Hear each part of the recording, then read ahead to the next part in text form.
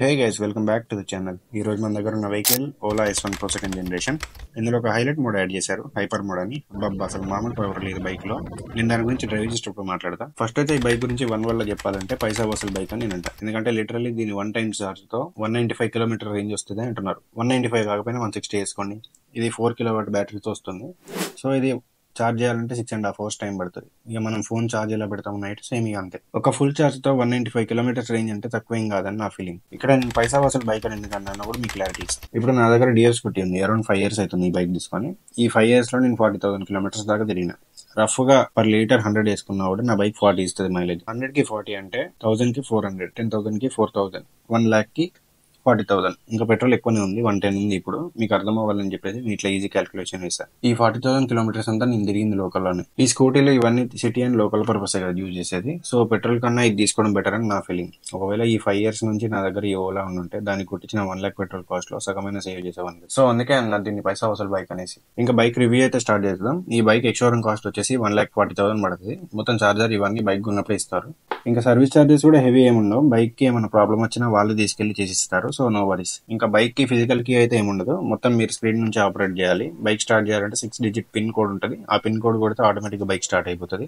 Last generation లో కూడా ఇవ్వలేదు ఫిజికల్ కి. ఈసారి ఇస్తారని ఎక్స్పెక్ట్ చేస్తా, బట్ ఈసారి కూడా ఇవ్వలేదు. ఇంకా బైక్ డిజైన్ గురించి మాట్లాడితే లుక్స్ వైజ్ అయితే చాలా బాగుంది. లైట్ వెయిట్ ఉంటుంది బండి మొత్తం. చిన్నపిల్లలు కూడా ఈజీగా నడిపేయచ్చు. అండ్ బైక్ ఓవరాల్ వెయిట్ వచ్చేసి 125 kgs ఉంటుంది.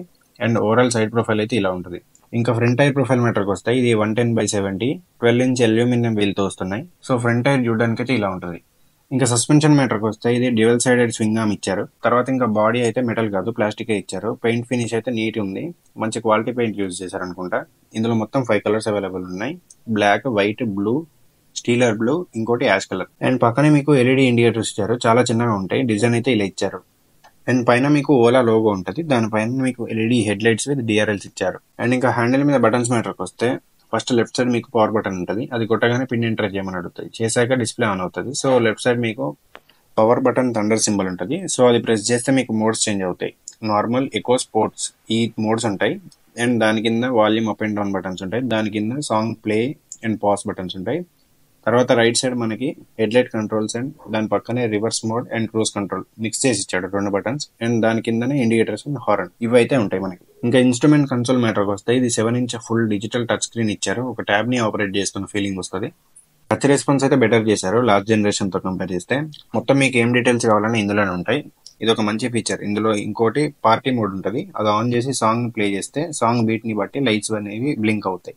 తర్వాత స్పీకర్స్ అన్నా కదా, వాటి డిజైన్ అయితే ఇలా ఉంటుంది. లెగ్స్ దగ్గర ప్లేస్ చేశారు స్పీకర్స్ అయితే. ఇంకా లెగ్ స్పేస్ దగ్గర లాస్ట్ జనరేషన్ లో బంప్ ఉండే, అది ఉండడం వల్ల చాలా మందికి ఇబ్బంది అవుతుందని చెప్పేసి అది తీసేశారు. ఇంకా సీట్ మ్యాటర్కి వస్తే స్ప్లిట్ సీట్ ఏం కాదు, ఫుల్ కంటిన్యూస్ సీట్ ఇచ్చారు. కుషన్ అయితే బానే ఉంది, ఇద్దరు కంఫర్టబుల్ గా కూర్చోవచ్చు. అండ్ అండర్ సీట్ స్టోరేజ్ మ్యాటర్కి వస్తే 34 లీటర్ స్టోరేజ్ ఇచ్చారు. అండ్ వెనక గ్రాబ్ హ్యాండిల్ అయితే యాడ్ చేశారు. టైల్ లైట్ మ్యాటర్కి వస్తే ఎల్ఈడీతో నడుస్తున్నాయి. డిజైన్ అయితే ఇలా ఉంటుంది. అండ్ దాని కిందనే ఎల్ఈడి ఇండికేటర్స్ ఇచ్చారు. ఇంకా సైడ్ కి ఫుట్ రెస్ట్ ఇచ్చారు. ఇంకా లాస్ట్ గా ఇంజిన్ మ్యాటర్కి వస్తే 4 kilowatt బ్యాటరీతో వస్తుంది ఇది. మీకు దీని మోటార్ పవర్ వచ్చేసి 11,000 పీక్ పవర్ ప్రొడ్యూస్ చేస్తుంది. ఈ బ్యాటరీ ఫుల్ ఛార్జ్ అవ్వడానికి 6.5 hours టైం పడుతుంది. బ్యాటరీ కాబట్టి మైలేజ్ కింద కన్సిడర్ చేయొద్దు, రేంజ్ అంటారు దీన్ని. సో కంపెనీ క్లెయిమ్ చేసిన రేంజ్ వచ్చేసి 195 kilometers రేంజ్ వస్తుంది అంటున్నారు. సో మనం ఈజీగా 170 పక్కా రేంజ్ ఎక్స్పెక్ట్ చేయొచ్చు. అండ్ డ్రైవ్ టైప్ వచ్చేసి బెల్ట్ తో వస్తుంది. ఇందులో మీకు అడిషనల్ గా హైపర్ మోడ్ యాడ్ చేశారు. దీని టాప్ స్పీడ్ వచ్చేసి 120 అన్నారు. చూద్దాం ఇప్పుడు రైడ్ చేసి 120 లేస్తుందా లేదా అనేసి. ఇంకా రైడ్ అయితే స్టార్ట్ చేసేద్దాం.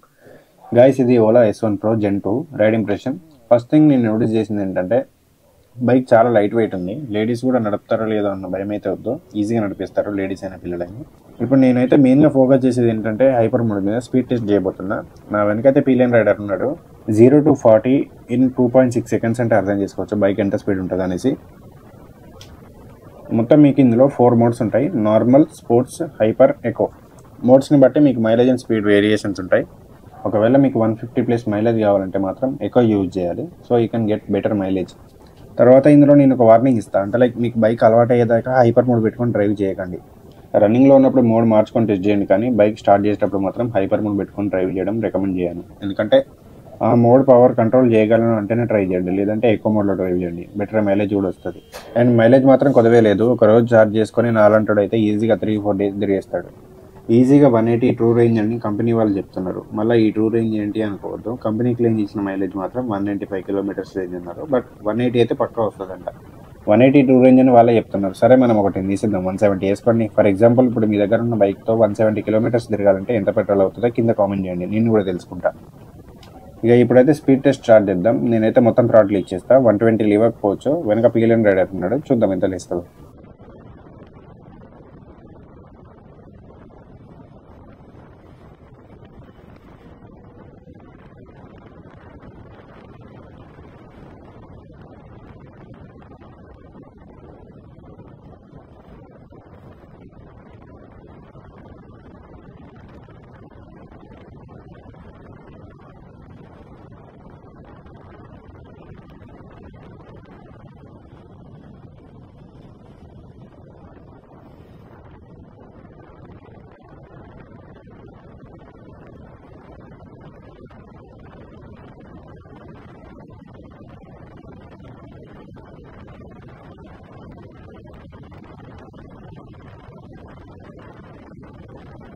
చూసారా గైస్, 119 స్పీడ్ అనుకుంది. పిఎల్ఎన్ రైడర్ లేకపోయింటే మాత్రం 120 వెళ్ళిపోయేది పక్క.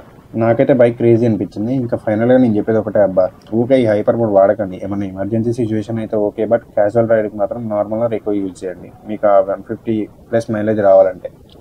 ఇంకా మెయిన్గా హై స్పీడ్స్లో అయితే స్టెబిలిటీ అయితే బాగుంది, హ్యాండిల్ షేక్ అవ్వడం అట్లాంటివి అయితే ఏం లేవు. బట్ చిన్న టైర్స్ కదా, టర్నింగ్స్ దగ్గర కాస్త జాగ్రత్తగా ఉండాలి. ఈ స్కూటీ టైర్లను నమ్మలేం. బైక్లో నెగిటివ్ పాయింట్స్ అంటే స్పెసిఫిక్గా ఏం లేవు, బట్ ఈ పిన్ లాక్తో పాటు ఒక ఫిజికల్ కీ పెట్టుకునే ఆప్షన్ కూడా ఇస్తే బాగుంటుంది నా ఫీలింగ్. అండ్ ఇంక అంతే గైస్, ఆల్మోస్ట్ అంతా కవర్ చేసేసా. ఇంకా బైక్ గురించి ఏమైనా డౌట్స్ ఉంటే కింద కామెంట్స్లో అడగండి, అందరికీ రిప్లై ఇస్తా. మీకు ఇలాంటి ఎన్నో cinematic bikes and car reviews తీసుకొస్తా. మరి కొత్తగా వచ్చే అప్డేట్స్ మిస్ అవ్వకూడదు అనుకుంటే మన ఛానల్ని సబ్స్క్రైబ్ చేసుకుంటే మీకు రెగ్యులర్గా నోటిఫికేషన్స్ వస్తాయి. Until then meet you in the next video, signing of.